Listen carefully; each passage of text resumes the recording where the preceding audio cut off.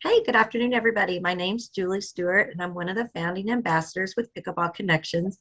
And I am thrilled to be able to be here today with Victoria Ochoa. And we're going to be doing a little interview, offering some different enhancements to your pickleball experience.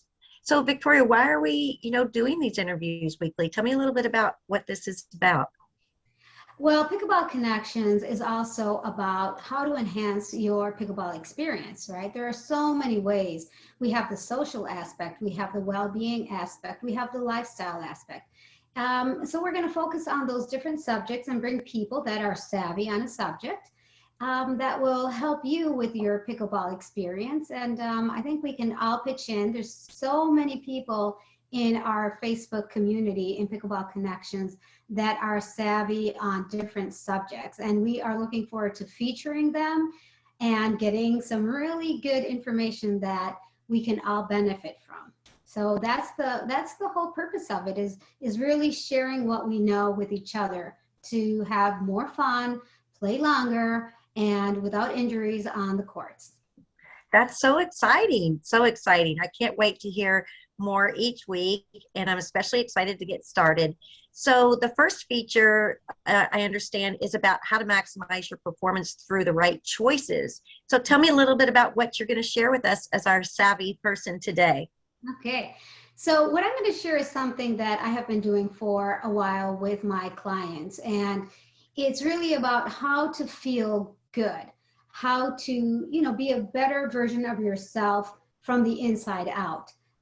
It's not a quick fix, but it is a very easy thing to implement in your life. So it's called nutritional rebalance, and it has to do with the right choices. It's as simple as that. Wow, that's really sounds very, very interesting. And I totally agree.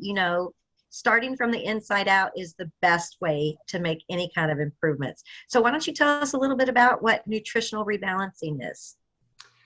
Nutritional rebalancing is really, as I said, making the right choices through nutrition. And some of it is also about stretching and meditation and just trying to keep the levels of inflammation in your body down. And that applies a lot to our performance on the pickleball courts. So what I'm going to do is I'm going to just show you some slides so we can get a better understanding of what it is. So I'm going to share my screen and tell me when you're seeing it. Okay. Oh, I can't wait. Okay, let's view the presentation.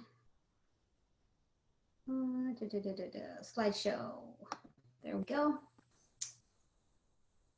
Okay, so we're going to learn how to maximize our performance through nutritional rebalance. And okay, I can't see the screen yet. Oh, you can't? Okay, hold on. Let me go back. Okay. Nutritional rebalancing and lifestyle changes, so many people think that they're such daunting tasks, but in reality, they're not. They're very simple things that you do just a little bit at a time. And I'm so excited for you to be able to share a few of these ideas that we can all implement into our everyday life. Oh, perfect. I can see now. Okay, so let's do this again. So what we're going to share, as you said, is a very easy way to really maximize your performance through one of the tools that we have is nutritional rebalance. I'm just going to tell you a little bit about myself and why I think I can share this knowledge. My background was in marketing, and I worked in the healthcare arena for a very long time. So I learned a lot of really good healthcare, self-care, and a lot of well-being information there. But then I went on to get certified as a yoga instructor and a well-being teacher through the Kundalini Research Institute. I'm also a PPR certified pickleball coach, and I'm a joy enthusiast. So I definitely would like to share everything I know and what I, have focused, as I said, on is nutritional rebalance. So let's see what it is. It's really about taking your power back through self-care, because that's how we take our power back.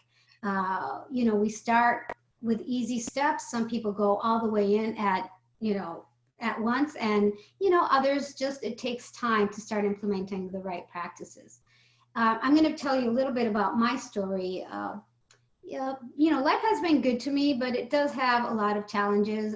But my whole thing since I was a kid is really quest for happiness.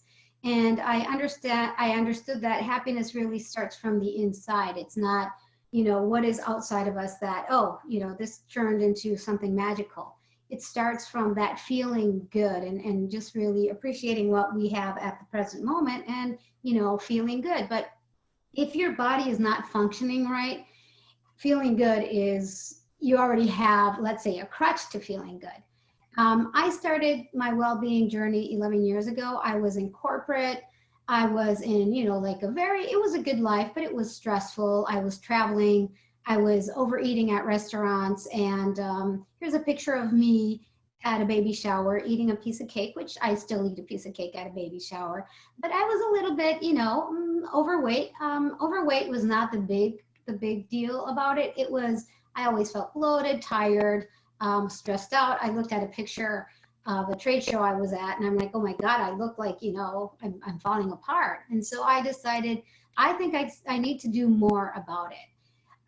So I started my journey in well-being, and I lost 15 pounds. I'm short. I'm, a little one. So, every extra pound shows. I took off 15 pounds, and I really haven't gained much since then.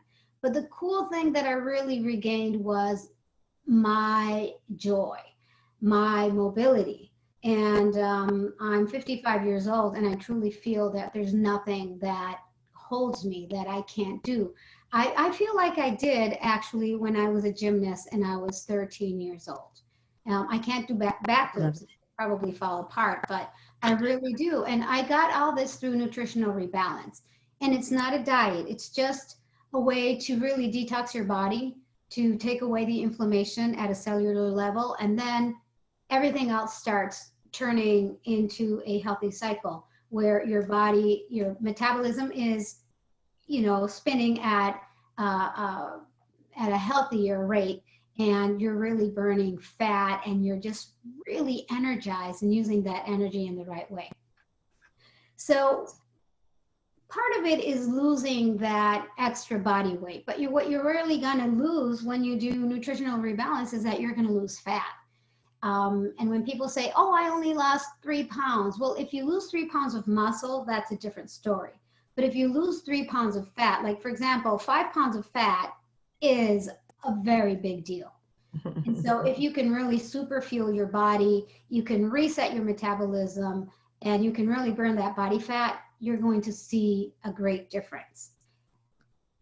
And it's just really 5 simple steps that we can all implement. So I'm just going to share them, and they're right there. So first of all, it's about making the right choices, as I said. So every time we're doing something, we're either fighting disease or we're promoting it, right? And so the first step is to avoid packaged foods. I think we can all do that. No added sugars.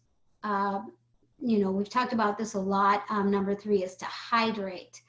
Number 4 is to alkaline your body. And number 5 is to manage your stress. And so why do we avoid packaged foods? It's way better to eat fresh and from scratch. Sometimes we don't have time, but what we do here at home is that we always buy like those packaged salads that are already chopped up.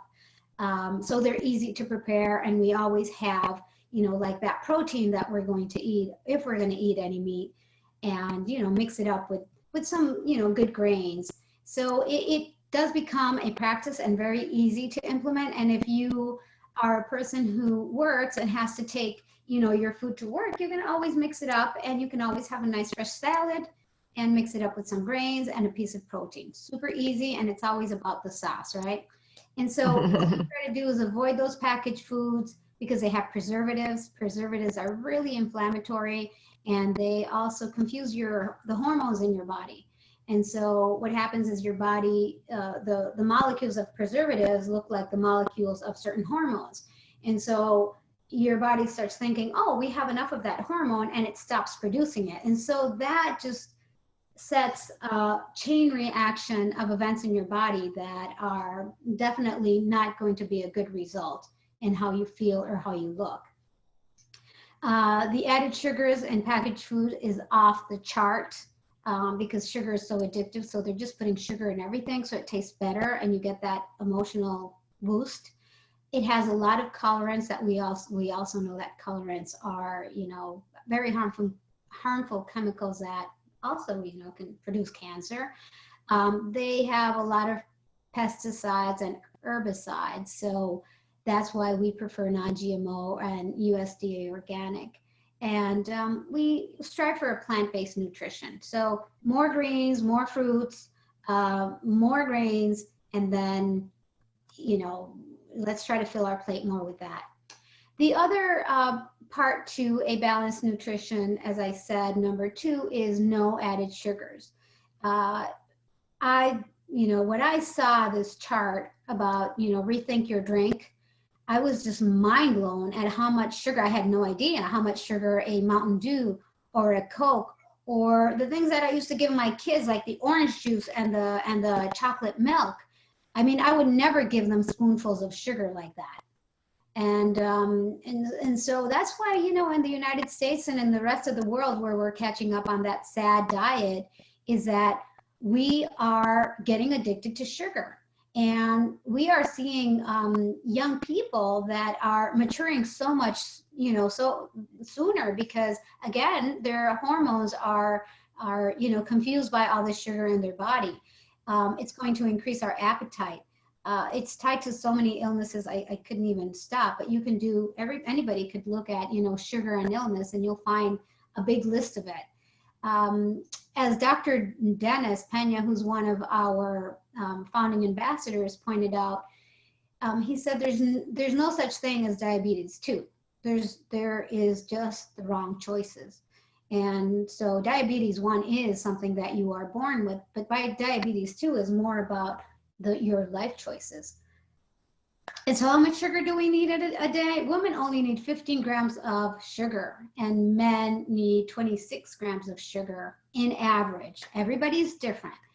If you look at a label, this is a small Fruit Loops label. Look at all the sugar it has. Just in that, you're already getting over what you need in one day. And you don't even mention drinking, like any juice that's packaged, because then you've already got the sugar for the rest of the week.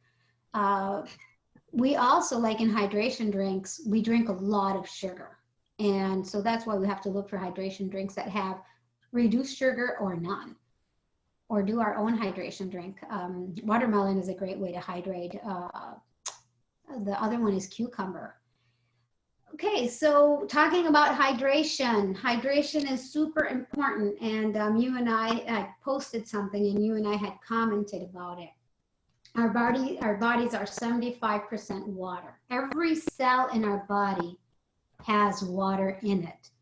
And so water, of course, is going to be super important because if we dehydrate, then the function of every cell in our body is going to be diminished. And what we want to keep is a really healthy functioning organism from the cell level. And it's going to help us with our mental focus. It gives us a sensation of being full. So that's also going to help with the craving. Sometimes when we crave food, we really don't want food. What we're looking for is water and the food that we're taking. So when you crave something, go for the water first. And if you still have that craving, then just, try to eat in moderation. And it, of course, for exercise, it's protecting our muscles and all the organs in our body. People ask, how much water should I take? So Julie, you had mentioned the amount of water, so I'll just let you go ahead and tell them how much water they should take. Yeah, so I've always been educated that you should drink half your body weight in ounces of water each day. That's for a normal, healthy person that is doing normal daily activities. Now, if you're out on the courts, you need to be consuming quite a bit more water. I think the most important thing is to hydrate before you get out there. And whether you're thirsty or not, whether you think you need it or not, make sure you drink at least in between all your games and to take time during the game to get a quick swig and a couple of gulps down. So don't wait until you're thirsty. Make sure you prevent that Yeah, and dehydration from happening. yeah, that's a great point, because we should start hydrating the day before. We should just keep Mhm. hydrating. Mhm. And some people just go to the courts after drinking their tea or their coffee in the morning, and that's not hydration. So No. when I give classes, I tell people, part of the preparation for it is make sure you hydrate the day before, and make sure you're drinking water, and you have had, a full uh, glass of water at least 3 minutes, 30 minutes before the practice. And especially now in the summer, it's just getting brutal out there, and we really need to be hydrated. And we're going to talk more about this subject moving forward as one of our subjects as well. We were on the courts today, and everybody's like, I've got one more game in me. One of the ladies said, and she said, I'm out of water. And I said, you don't have one more game in you, because if you don't have water, you can't keep playing. So it was a smart call. We've seen people dehydrate out on the courts, and it's not a great idea. It's not a pretty thing. Yeah, that's true. Okay, the other one that I love to talk about is alkalining your body, and it's not complicated. Alkalining your body is just, again, preferring fruits and veggies, avoiding excesses on alcohol and coffee. I know this one's a hard one, like that's the most difficult, and I'm included. On the weekends, right, we want to drink our alcohol, we want to drink our, our little cheers. And sometimes, we have, during the week, we'll have a beer or a glass of wine.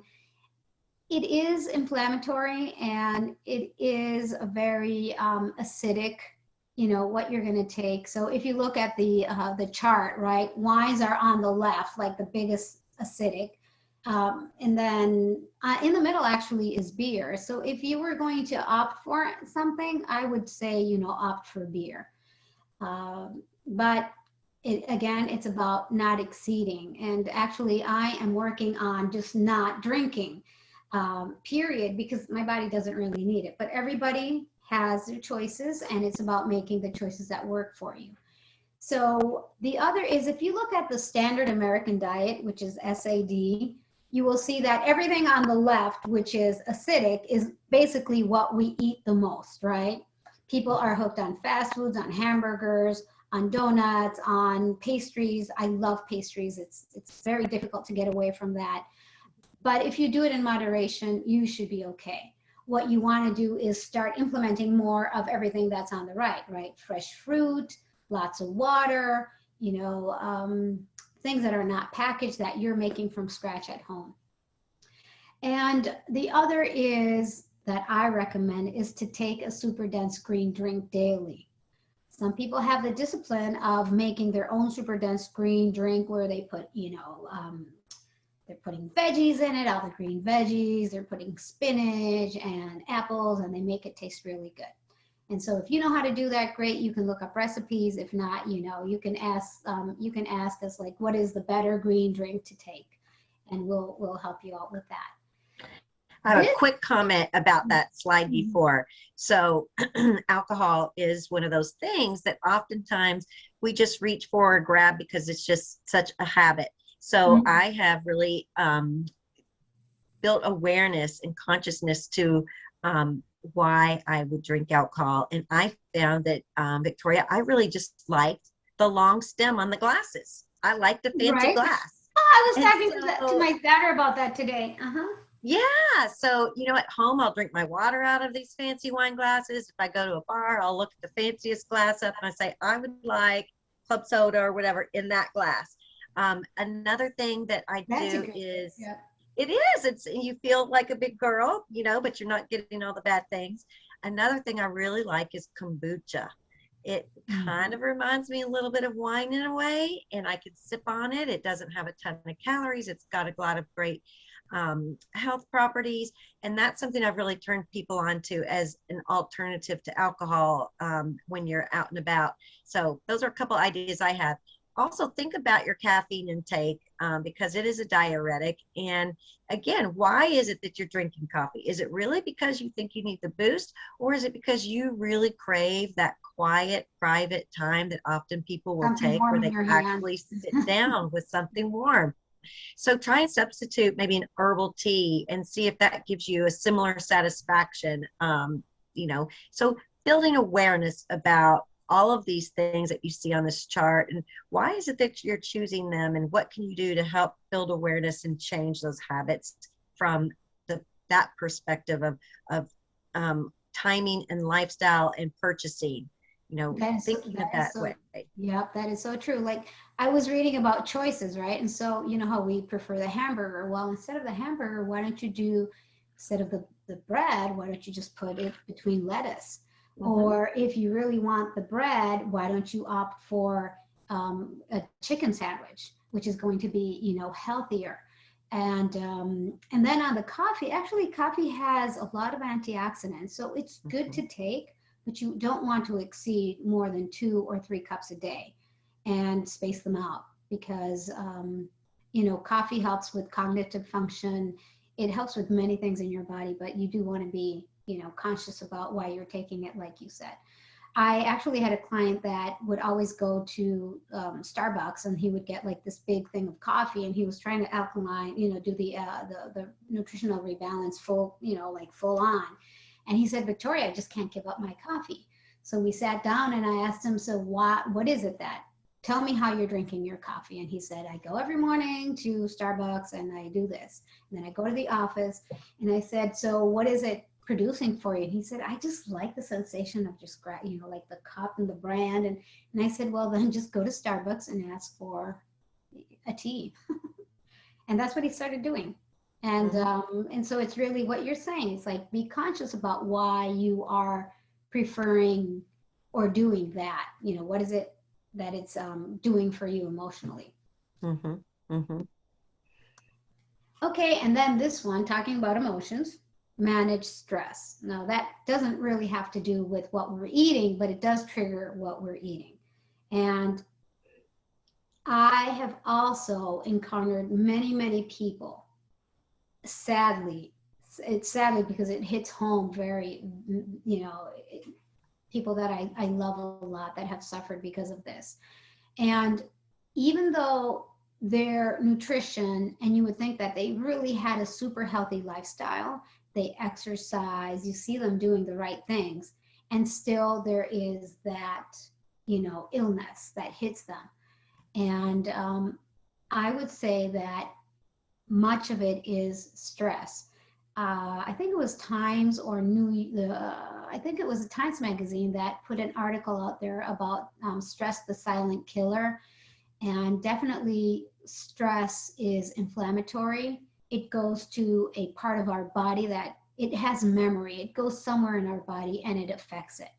So if we really don't take time to calm down, breathe deep, the best moment to do it is after exercise. After you're on the pickleball court, you've had all these emotions, your adrenaline is rushing, your cortisol levels are high. You just go and relax, take deep breaths, calm down. You do nice stretches. Meditation, you don't have to go way deep within yourself. You can just do 3 minutes of nice conscious breathing, like listening to your breath. And that's going to help you control your cortisol levels. Cortisol is in your body to help you with your fight or flight mechanism. And so when we were running from saber-toothed tigers, right, our cortisol levels were up. When we were in a famine, we didn't have any food. When we were cavemen, our cortisol levels were up. What did this do? It stored energy in our body. And so what it does, it slows down your metabolism. So you are, let's say that you're fighting or flighting, but you're not using as much energy. And so that energy is being stored. And how is it stored? In the way of fat. And so that's why sometimes people who do the right things, they just don't lose weight because they're under a lot of stress. So their metabolism is very slow and it's shot. The other is that, as I mentioned, people that are super, make all the healthy choices, they just keep on, there's illnesses there because of stress. So that's one of the, if I were to take away 2 of these, I mean, if I were to walk away with 2 of these, I would say hydrate and manage stress, and everything else will fall into place. But I hope you can do all 5. I mean, if you do any of these, they're going to help you a lot. So really, it's just about start by making the right choices. Make better choices. We all can. Instead of soda, go for water. Candy, eat fruit. Instead of potatoes, go for at least a potato that has more nutrition in it. Or just eat another carb that's more nutrition, has more nutrition content. Instead of cereals, packaged food, go for oats. Make your own cereal. I love butter. So when people say, oh, should I eat butter? Or, yeah, go for the butter, but go for good butter, right? The grass-fed butter. Or prefer avocados. There's a lot of really good oils in avocados, and not everybody loves them, but if you can choose that instead of butter, good for you. But I would say instead of other like margarines or anything that's artificial, go for avocados or butter. And again, stretching, breathing, taking time to stretch before and after. It's funny because I used to be the only one out there that would take a little run, do some stretches, warm up, do some dynamic stretches and warm ups before the game. And now I am so happy to see more people doing it. And maybe it's because when they see you do it, they think, okay, it's normal. And so let's everybody else. Some people will dive into a 10-day, like full blown, but you don't have to. It's really about, again, choosing the right things. So people ask, like, what can I eat? You can eat all plant-based except grapes, tomato, bananas, and potatoes. All grains except wheat and corn. You can eat fish and chicken and try not to eat red meat. No packaged foods, no dairy except cottage cheese, and no soft drink, coffee, or alcohol. This is for people that want to do like this, full-blown 10-day dive. And I know we all have our methods. So that is what I have to share. So if anybody's really interested in doing a full-blown 10-day dive, I'm going to do it. And I'm going to post it on Pickleball Connections. And you can ask me questions or ask the person that added you to this Facebook group about how you can, do this 10-day dive or what they have to offer. So you can really do a good nutritional rebalance and really get your performance at max. And you can do anything for 10 days, right? Oh yeah, I mean, it's like if you can give up alcohol for 10 days. You know why? Because it's going to be there after the 10 days. And you know what? If you time it right, there's only one weekend. Excuse me? If you time it right, you can do it. There's only one weekend. Exactly. Don't start on a weekend. Don't start on the 4th of July. Start on Monday, and that's what we're going to do. We start on Monday, and then you go 10 days. But look, if you don't start on Monday with us, you can start on another day. But just time it right, and just know the coffee's going to be there. Starbucks is going to be on that corner. The pastries are going to be there. But if you can do it for 10 days, maybe you can adapt some of those things that you learned. And what I experienced with the people who have done the 10-day transformation with me is that they just don't want that stuff back, because it makes them like, after you stop eating it, you're like, I really don't need it. I feel so good. I'm sleeping like a baby. I'm moving like, like when I was younger. My skin, my hair, everything looks better. Why would I go back to what, caused, what I had? And so yeah, so that's, so I think it is about, lifestyle choices, and we all know that some are more difficult than others. So I invite everybody to join us and have a good time feeling good.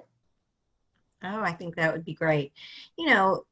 If any of this spoke to you today at all, consider implementing even just one simple change a month. Listen, if you did one simple new different thing each month, that's 12 in a year. If you just said, hey, I'm going to drink, all of this water every single day, no matter what, and you start doing that, that's huge. So, get back with the people who recommended you here. There's lots of great information. Victoria, I'm sure, would love to elaborate more on any of these things if you're interested. But it all starts from the inside to maximize what you're putting out on the outside. And that's really the Yeah. most important thing. We all want to have a good quality of life. We all want to have a long life, but if it's not healthy and we're not able to get out there and play pickleball and do the things we want, it really doesn't, it doesn't matter as much. Um, I forgot to tell you guys, I'm a rehab therapist by trade, and I could tell you, helping people rehabilitate from issues, adults, for my whole career, is one of the really big reasons why I decided to make a lot of healthy changes, these 5 changes, basically, in my family's lifestyle, because quality is really, really important. So, Victoria, I have a couple questions that a lot of people may ask, that I thought we could kind of anticipate here. Um, First of all, does it have to be really regimented? No, as you Okay. mentioned, I mean, if you opt for whatever it is you can do of those 5 steps and you implement that for a month, you're going to see a difference. If you implement it for 10 days, you're going to see a difference. So, as I said, if you drink, the right amount of water every day for a month, you're going to see the difference. So everybody's different. And also, even like the nutrition plan, the diet plan, I have a very simple way to give you a diet plan. So if anybody's interested in doing this 10-day transformation, I will give it to you. And if you're a vegan, there's one for you. If you're a meat eater, there's a plan for you. If you don't want to give up your carbs, there's a plan for you. If you're keto, there's a plan for you. And it all leads down to nutritional rebalance, alkalinizing your body. So it's not one fits all. Every person is different. And what I try to do is work with, every person's needs and what they can accomplish. I mean, not everybody can give up red meat, and that's okay. So, yeah. So Okay. we have Uh, something for everybody. yeah, I have another question for you. So what about fasting? How is that incorporated, or is it? So first of all, I'm going to say I'm not an expert on fasting, but I just come from a place of logic, right? And what I know about the human body is we need energy to function. So when people ask me about what do I think about fasting, my take on it is, look, if you're going to fast while you're sleeping. And so you and I had talked about it, and like you mentioned, stop eating at 7, and then the next day keep your body hydrated, and eat around 10 or 11. You've already got over 12 hours of fasting right there. Mhm, mhm. So everybody's different, and some people can extend it more. I, for example, sometimes don't eat until 11. So I've got those 14, 15, 16 hours of fasting during the day. Now, what are the benefits of fasting? We can talk about that on another Savvy interview. I am not very familiar with it. For Okay. me, it's more about boosting your metabolism and not letting yourself go hungry. But relaxing the body is a good way. And one of the benefits about fasting, really, for me, it's human growth hormone, because that's when we're regenerating, and so it Yeah. boosts human growth hormone. And so once we eat, our body says, okay, they're awake, they don't need to regenerate anymore. Now they need to start moving. And so it just adjusts that level of human growth hormone. And that would be the only reason why I would fast, but Okay. we'll talk about it more. Um, One last question. So during the 10 days, you've got a list here of the things that, are great for us to eat. We went over them. Um, on the first one, it says all plant-based except for grapes, bananas, or potatoes. Can you explain that one? Because I think that might be confusing for some people. Yeah, and so grapes, bananas, potatoes. So grapes and bananas, they have a very high sugar content, so do mangoes. So what we try to do is really reduce our sugar intake. And some of those fruits have a little bit more content of sugar in them. Grains, except wheat and corn, for example, wheat and corn are very modified.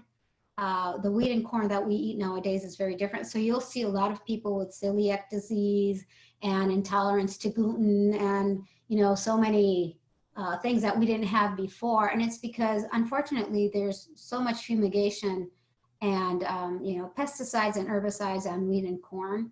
So those are things that we wouldn't recommend. All right, that But makes everybody, sense. you know, it's about moderation again, and it's about, you know, if you're going to choose wheat and corn, at least choose USDA organic, or something that's non-GMO, you know, verified. Mhm. Awesome. But you can Well, adapt. thank you. This Different. has been so great. Such wonderful information about how to get ourselves healthier from the inside so that we can perform best on the outside. And most importantly, be the best pickleball players. Um, I don't have any other questions. Do you have anything else you'd like to add before we sign off? No, I just really want to encourage you, everybody to just, you know, make the right choices. And this may be for you, may not, but as we said, you know, choose one or two or three or all five during a month, and see the changes that you're experiencing in your body. And when you go out there on the pickleball court, what is it doing for you? And you're going to be hooked on it. And we're going to help you if you need it. So we're starting Monday. You can join whenever you want to. We'll guide you through it. So thanks everybody for your attention, and thanks Julie for your awesome interview. I look forward to more, and also interviewing you because I know you are savvy on subjects that are related to pickleball. Absolutely. Thanks so much, Victoria. Okay, thank you, Julie. Bye, Bye-bye. everybody. Bye, everybody.